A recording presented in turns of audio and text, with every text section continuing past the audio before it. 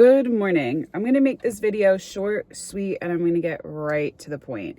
If you watched my last video, you might see some comments on there that are criticizing what me and my friends did in the situation we were in for that off-roading trail. I'm not here to change your mind. I'm not here to ask you to change your opinion on what we did. I'm just here to provide more information to the situation because I feel like it was such an impromptu video that I did not do a good enough job of explaining the situation we were in and our thought process behind everything. So the night before we went off-roading, my friends texted me saying, we really want to go fishing at this lake that we found. And it's a 2-mile easy off-roading trail. The off-roading trail drops you off at, from what I was told, a parking lot, and next to the parking lot is a lake. Okay, cool, great. It was in the 80s the past few days in Colorado. So we were not expecting there to be as much snow as there was on the trail. And with that being said, apparently a lot of other people weren't expecting there to be as much snow on the trail because, as you could see, we were not the only people on the trail who were not, I guess, properly prepared.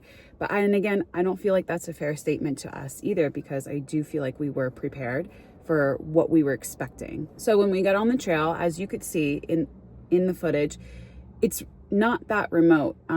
It's right off of I-70, and as you're going up this trail, there's houses on like McMansion log cabins, like mansions, like log cabin mansions that are obviously very nice and very expensive. And you have to drive up this private road full of these houses to get to the quote unquote off-roading trail, which at that point is literally maybe a mile. In no point of this off-roading trip did we feel we were in danger or in a risky situation. So we did not have what I'm being criticized of, the proper comms. We just had our cell phones. Again, there was people hiking up and down the trail, which I actually did not put in the video because I didn't feel like it was relevant to the story.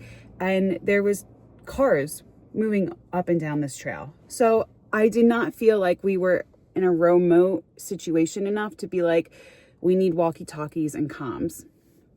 With that being said, I feel if you are doing a more serious off-roading trip, you should be prepared. You should totally be prepared.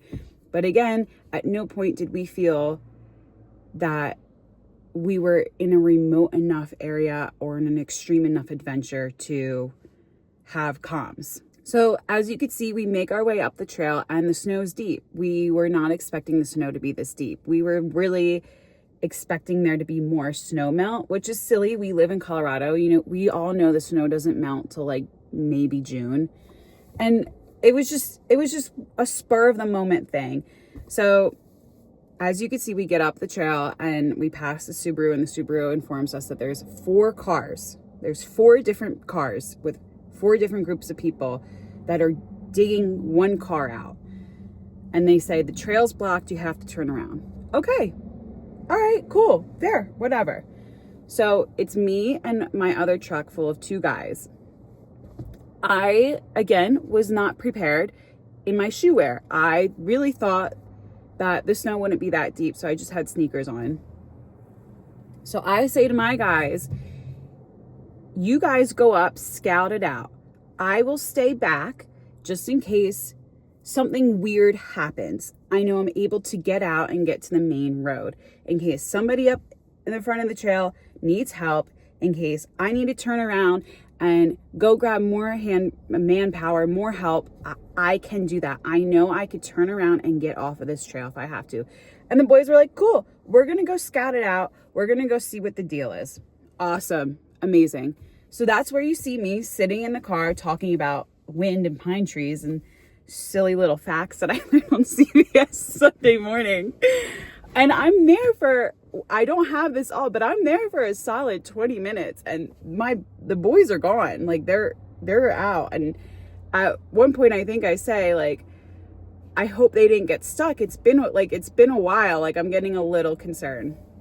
So I sit for another couple more minutes and I finally see them come back and I'm like, okay, phew, everything's good.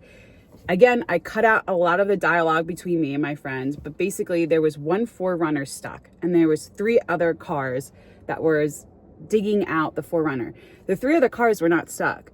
They were the 4Runner, from my understanding, I didn't see it with my own eyes. The 4Runner was stuck at the head of the pack, got stuck in deep snow. The 4Runner was stuck, but with big tires, much like my situation and my setup. I have a stock Tacoma, but I have beefier tires. I don't know if the 4Runner was aired down. I don't know who was driving the 4Runner. I have no details other than 4Runner was stuck, but there was 3 other cars digging them out and pulling them out. So at that point, my friends were talking to the people like, hey, do you need help? This is what I was told. Again, I was not there.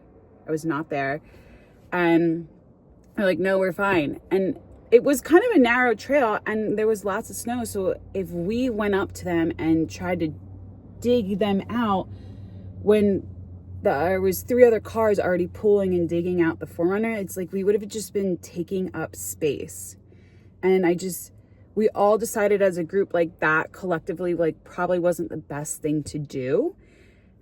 We would just be taking up space and it'd be like a mess. It would just create more chaos. And in those situations, I feel like the less chaos you have and the more calm and like mitigated like stress you have is better for those situations. So we're like, all right, we did our due diligence. We talked to the people. We evaluated the situation. We're going to head out. Completely fair. Like, I feel like that's completely fair. To add more information to this situation, there was more people coming on the trail as we were leaving.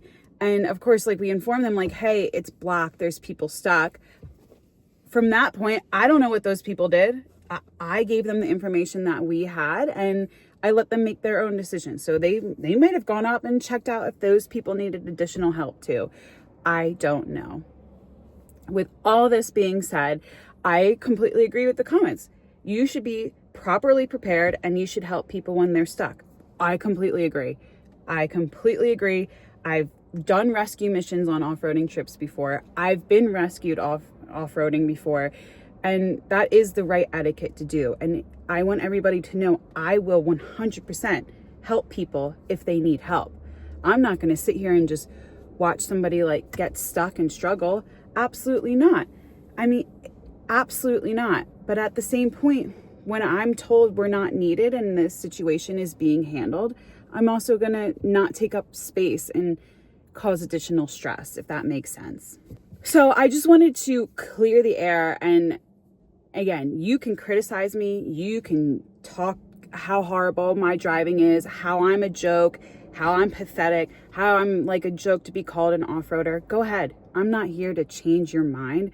I'm just here to provide more information because, once again, I take accountability for not providing the correct amount of information in that video. With all this being said, we all know I am a big advocate for safety. And if you've followed me and you've been watching my channel for the years I've been posting, you would know recently that I've made the decision for my own personal safety to stop off-roading alone because I don't feel like it's smart. And I've said that multiple times over and over and over again. And the fact that like I'm getting criticized for not being safe enough is just really crazy to me.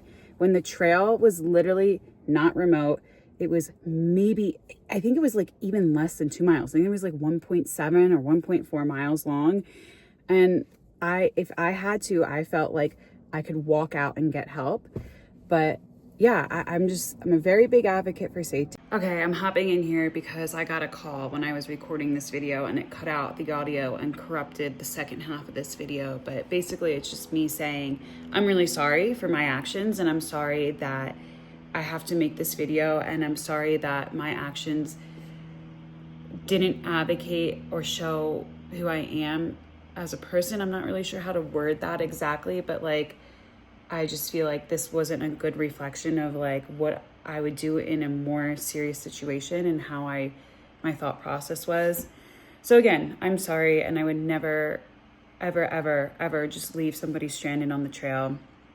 And one of the other things I was talking about in this video is I also understand this is a very male dominated space. And then I'm a young woman that like, is just like, let's just go off-roading. I'm not doing anything extreme. I'm just going on these little adventures that I really like to share. And And getting hate comments and being ripped apart really like dismotivates me from continuing to make content. And I think that's why I've fallen back quite a bit, because it just seems like no matter how much fun I have or like what I do, even if I do the right thing, that I still like get hate comments. And that's fine. That's part of being on the internet.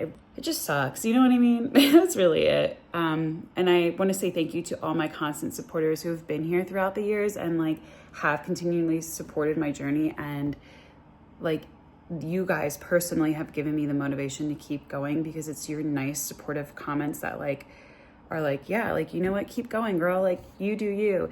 And again, listen, I'm not saying what I did in this situation was right. I mean, this could have been a total judgment on our parts. But again, I still feel like with the information we had at hand and what we were expecting, and with our collective experience, we still made a correct decision to, you know, leave, because there was help and there was there was just help. There was help for the Forerunner and people in the Forerunner.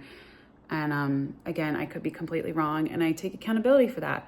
I 100% take accountability. So yeah, this is just me, a lot of yabbering on and whatever. But yeah, I hope you all can accept my apology and accept that what I did, I recognize what we did. And as it comes across in the video, it might look like we did the wrong thing. And if we did, I 110% take accountability for that. And I'm sorry. I'm feeling really dismotivated. I don't even know if that's a word. Feeling not motivated to make any more videos at the moment. But again, that is what the internet is, and I'm just going to keep going. And to the people that were criticizing me and saying that I'm a joke, hey, you know what? You're probably right. You're probably right, and that's fair. Again, I'm not here to change your opinion. I'm just here to provide more information. All right, guys, I'm going to stop chatting. Thanks for the support. I will do better next time, because that's the only thing I can do. What is done. What's said has been said. All right, guys, I'll see you in the next adventure. And I will make sure I do 10 times better than I did before.